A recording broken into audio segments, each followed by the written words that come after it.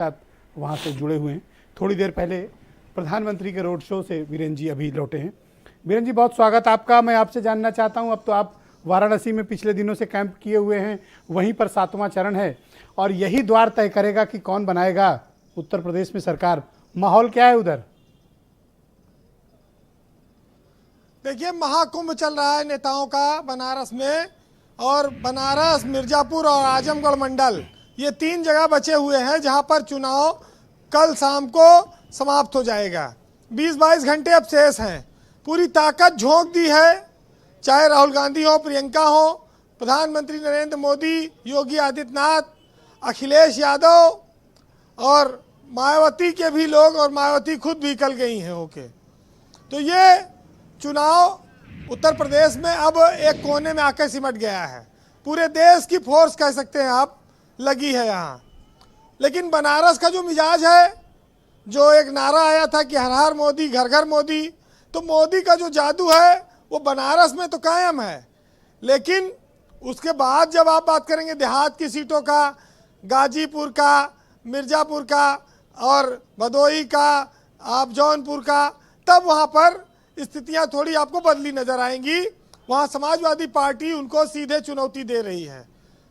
जो बीजेपी का मामला थोड़ा बहुत गड़बड़ाया था, आज प्रधानमंत्री ने रोड शो करके जो दक्षिणी सीट है जिस पर नीलकंठ तिवारी मंत्री विधायक हैं, उनके क्षेत्र में आज ये रोड शो हुआ है और प्रधानमंत्री ने जनता से अपील की है बीजेपी को जिताने की, और उन्होंने काशी के उपकार गिनाए हैं इस प्रदेश के लोगों के। तो स्वाभाविक है कि बीजेपी के पास संसाधन है, नेता हैं, लेकिन उनसे लड़ने के लिए उत्तर प्रदेश में अखिलेश यादव उनके सामने हैं। अखिलेश यादव इस बार फिर सत्ता में आने की कोशिश कर रहे हैं। 35 साल हो गया उत्तर प्रदेश में कोई सरकार रिपीट नहीं हुई। लोग कहते हैं बीजेपी फिर आएगी। कैसे आएगी, कौन सा चमत्कार होगा?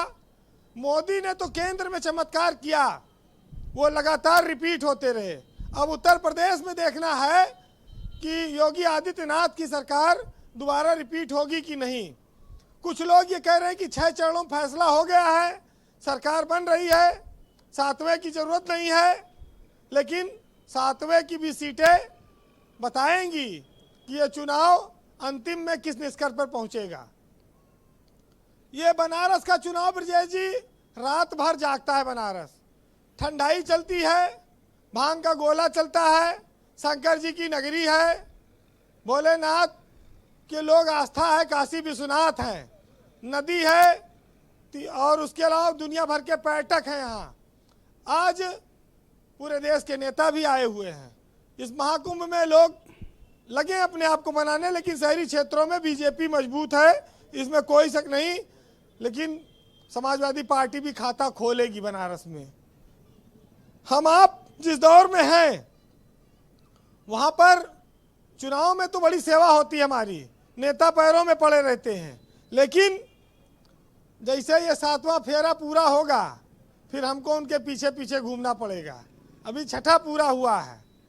मेरे एक दोस्त हैं, उन्होंने लिखा है आज कि पूरे होते ही 7 फेरे बोलेंगे सब सियासतदां, ना अब तुम मेरे ना हम तेरे, मुलाकात होगी 5 साल बाद फिर घर पर सवेरे सवेरे।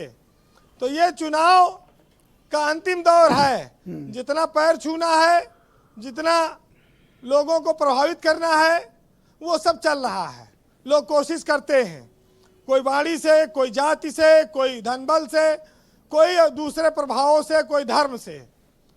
आज विचित्र संयोग है कि उत्तर प्रदेश और देश के सारे नेता यहाँ मौजूद हैं। बनारस में पूरे देश की मीडिया मौजूद है और इस चुनाव के अंतिम समय का ऐलान हो चुका है कि अखिलेश आएंगे या योगी आएंगे। ये दोनों में से फैसला 24 घंटे बाद चुनाव प्रचार थम जाएगा, तब लोगों के सामने आएगा 10 तारीख को। बहरहाल आपने बहुत चुनाव देखे, बहुत सारे लोग पूछे कौन सरकार बना रहा है। जिस देश में वोट की गोपनीयता हो उसमें ये नहीं कहा जा सकता सरकार कौन बनाएगा। लेकिन हम जब जातीय समीकरण पर आते हैं तो वहां समाजवादी पार्टी बीजेपी पे भारी हो गई, क्योंकि ओम प्रकाश राजभर उससे अलग हो गए पूर्वांचल में। अखिलेश ने छोटे छोटे दलों का गठबंधन बनाया और एक बड़ी चुनौती दी। नहीं तो बीजेपी तो सब धक्का देके जीत लेती सीट। इतना आसान नहीं था बीजेपी से जीत लड़ पाना किसी के लिए। और ये चुनाव ये भी तय करेगा कि उत्तर प्रदेश में मायावती का भविष्य क्या होगा और अखिलेश यादव का भविष्य क्या होगा। कांग्रेस का तो देखिए अभी कोई 75 नहीं है इस समय। अब कांग्रेस 2024 में सामने आएगी, लेकिन अखिलेश यादव का कैरियर इस चुनाव पर टिका है। उत्तर प्रदेश में उनकी सभाओं में जहां जहां जिस तरह से भीड़ हुई है, ये लगता है कि बीजेपी के खिलाफ जो वोट है वो अखिलेश यादव की तरफ शिफ्ट हो रहा है। उसने हुआ है।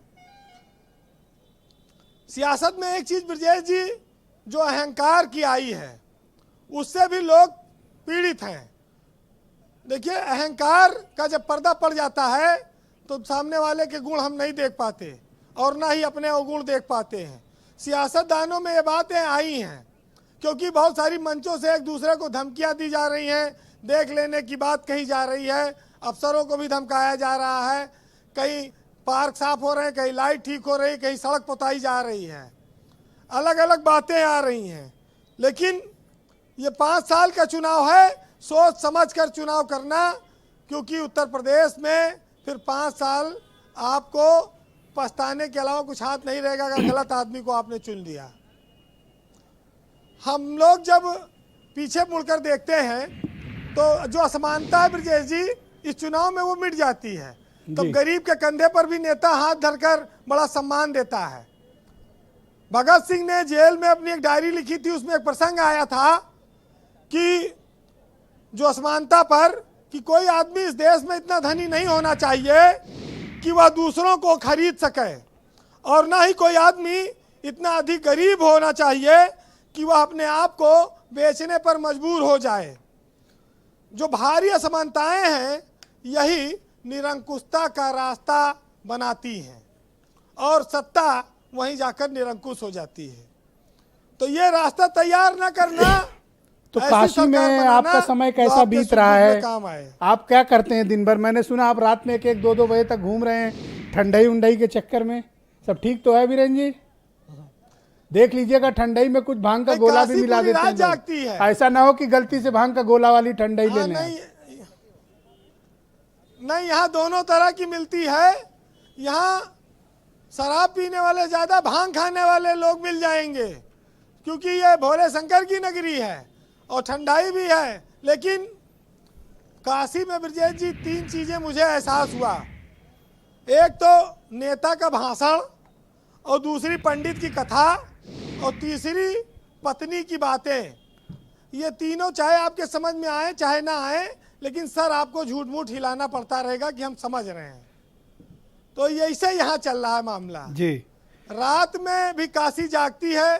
कोई ना कोई नेता, कोई ना कोई बाबा बड़ा आपको मिल जाएगा सड़क पे। मेरे पास बहुत लोग टेलीफोन किए कि वीरेन जी वाराणसी में हैं, वो कहाँ हैं, आपसे लोग मिलना चाहते हैं। तो मैं तो सजेस्ट करूंगा एक छोटी मोटी रैली आप भी कर लो, सब इकट्ठे हो जाएंगे, आपकी मुलाकात भी हो जाएगी।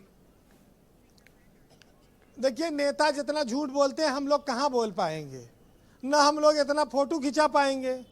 एक साहित्यकार ने लिखा है आज झूठ बोलने वालों पर, आप सुनिएगा जी। सरकार के लिए भी बोला है उन्होंने कि अजब नहीं है कि मेरे यार झूठ बोलते हैं और गजब तो यह है कि लगातार बोलते हैं।